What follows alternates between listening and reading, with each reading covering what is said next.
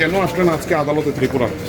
21 সালটা পুরনো মামলা ছিল। আচ্ছা, জামিনের আবেদন করেছিলাম, আজকে জামিন মঞ্জুর করেছে। কোন কেসের? ওটা আমার আইনজীবী প্রবহন সরকার বলতে পারবেন বিস্তারিত। বাংলার কিছু নিয়ে বলবেন, বর্তমান কি পরিস্থিতি হয়েছে বাংলাতে কিছু বলবেন? না, এটা ত্রিপুরার বিষয়। ত্রিপুরাতে সংগঠন বৃদ্ধির ক্ষেত্রে আপনাদের আগামী এই মুহূর্তে আমি পুরো নিজের মামলার কাজে এসেছি। একটি পুরনো মামলা ছিল, জামিনের আবেদন করেছিলাম এবং বর্তমান কি পরিস্থিতি আছে বাংলাতে কিছু বলবেন আপনি? না, একটু আমি নিজের মামলাটা আগে এখানের আগে শেষ করি। প্রবহন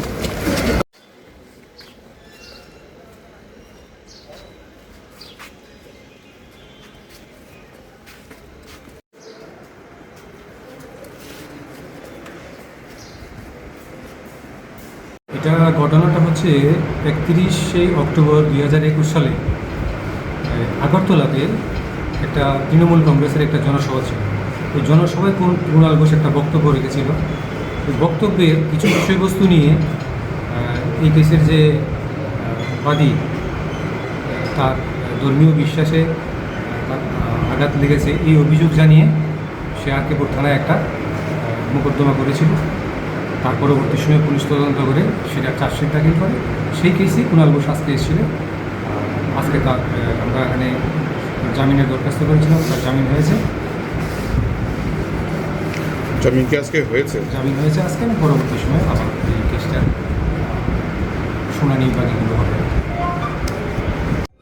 আগরতলা বাগবাড়ি স্থিত মনোরম পরিবেশে একটি অনন্য college, Rajarshi college of education and skill. এটি ত্রিপুরার একমাত্র কলেজ যেখানে পড়াশোনার পাশাপাশি সমান গুরুত্ব দিয়ে হাতে কলমে শেখানো হয় স্কিল। 2026-27 সালের ভর্তি শুরু হয়ে গেছে। ত্রিপুরা বিশ্ববিদ্যালয়ের সবচেয়ে ভালো রেজাল্ট সমৃদ্ধ এই কলেজে সোশ্যাল সায়েন্স এবং বিজ্ঞানের পাশাপাশি যেসব বিষয়ে স্কিল ট্রেনিং করানো হয় তার মধ্যে AI, computer aided designing, electronics, computer hardware ইত্যাদি প্রধান। সবার জন্য স্টাইফেন্ড এবং ইনস্টলমেন্ট সেমিস্টার ফ্রি প্রদান করার সুযোগও আছে। পাশাপাশি চাইলে মেয়েদের জন্য হোস্টেলের বিশেষ সুবিধাও রয়েছে।